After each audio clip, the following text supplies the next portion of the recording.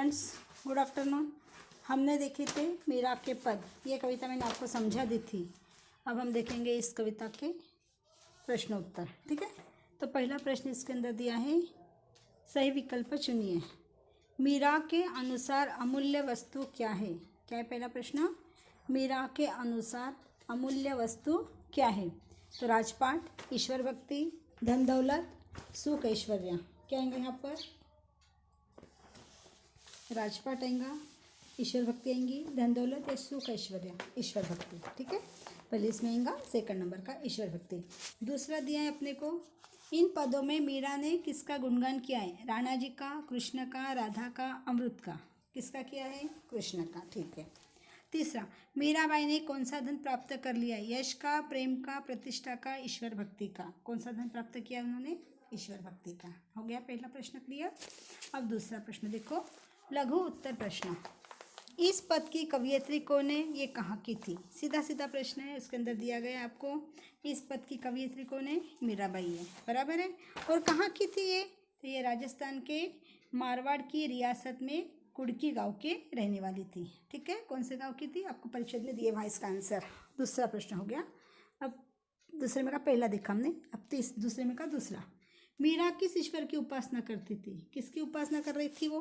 सिर्फ और सिर्फ ईश्वर श्री कृष्ण जी की, बराबर है, लिखो वहाँ पर। तीसरा प्रश्न देखो, मीरा किसकी संगति में रहना पसंद करती थी? किसकी संगति में उसको पसंद था? क्या कहती थी वो? देखो ये पंक्ति में दिया है,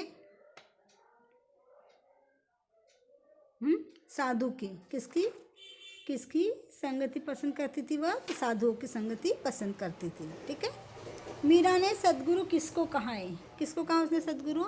श्री कृष्ण को सद्गुरु कहा है। किसको कहा है? श्री कृष्ण को सद्गुरु कहा है। समझ में आया? ये पहले चार प्रश्न है। अब देखेंगे इसमें का हम तीसरा प्रश्न, दीर्घ प्रश्न उत्तर। ठीक है। मीरा अपने राम रतन की क्या क्या विशेषताएं बतलाती है? राम रतन किसको कहा है उसने? श्री कृष्ण को। तो अपने राम रतन की क्या क्या विशेषताएं बताती है? तो क्या कहती है देखो, मीरा कहती है कि मीरा कृष्ण की भक्ति में जन्म जन्म की पूंजी मानकर उसका यशोगान कर रही है।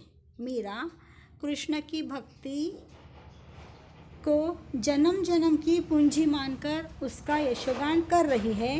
मीरा यह भी कर रही है कि भक्ति रूपी पूंजी न कोई चुरा सकता, न कोई खर्च कर सकता, और यह पूंजी खर्च करने पर भी दिन प्रतिदिन बढ़ती ही जाती है। कौन सी पूंजी?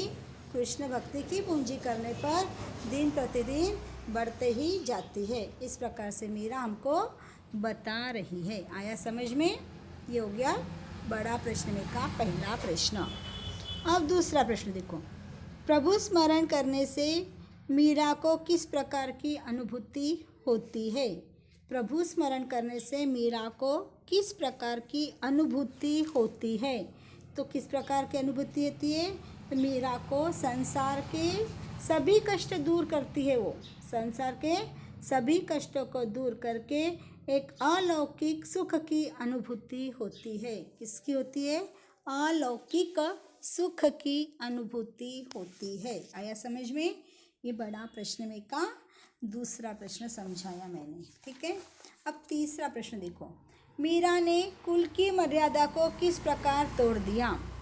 मीरा ने कुल की मर्यादा को किस प्रकार तोड़ दिया? तो क्या लिखेंगे वहाँ पर?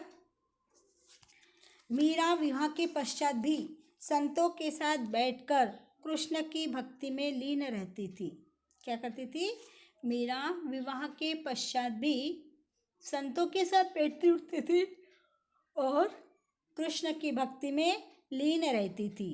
कृष्ण भक्ति में उन्होंने लोक लाज को त्याग कर कुल की मर्यादा को तोड़ दिया था। क्या किया उसने? लोक लाज को तोड़कर कुल की मर्यादा को तोड़ दिया था। लोक लाज छोड़ दी थी उसने और कुल की मर्यादा को भी तोड़ दिया था। इस प्रकार से वह मीरा ने कुल की मर्यादा को तोड़ कर रखा है, ऐसा बताया। आया समझ में? अगला प्रश्न दिया है, भगती देखी राजी बही जगत देखी रोई। ऐसा क्यों वह कहती है? क्यों कहती है ऐसा? यही वाला पंक्ति में बताया है कि है, लास्ट की दो पंक्तियों में बताया कि लोगों को ये तक समझ में नहीं आ रहा कि कितना संसार यह एक अद्भुत है कि यहाँ पे हर जगह पर माया प्रेम कुछ है नहीं, छल छलावा रखा हुआ है। तो क्या कहती है मीरा, देखो मीरा ने कृष्ण भक्ति पर ज़्यादा जोर दिया है। मीरा यह कह रही है कि श्री कृष्ण की भक्ति को देखकर वह बहुत खुश हो जाती है और संसार को देखकर वह रो पड़ती है। क्या कहती है वो, बार बार कहती है ईश्वर से, श्री कृष्ण से कहती है कि मुझे अभी संसार से तारो, मुझे इस संसार में बार बार आना जाना नहीं है। संसार रूपी ये बेल जो है ये बढ़ रही है, इस भाव में मुझे बार बार भटकना नहीं। अब मुझे एक बार जब यहाँ से जाना है तो मैं सिद्ध बुद्ध मुक्त होना चाहती हूँ। संसार रूपी बेल में मैं वापस भटकना नहीं चाहती। समझ में आया यहाँ तक? ये हो गए इसके 4 बड़े प्रश्न। ठीक है, उसके बाद में आपको दिया है प्रश्न नंबर 4। प्रश्न नंबर 4 में बताया है भावार्थ लिखिए। क्या दिया है? भावार्थ लिखिए। इस भावार्थ के अंदर आपको बताया पहला प्रश्न, सत की नाव खेवटिया सतगुरु भवपार भवसागर तर आयो,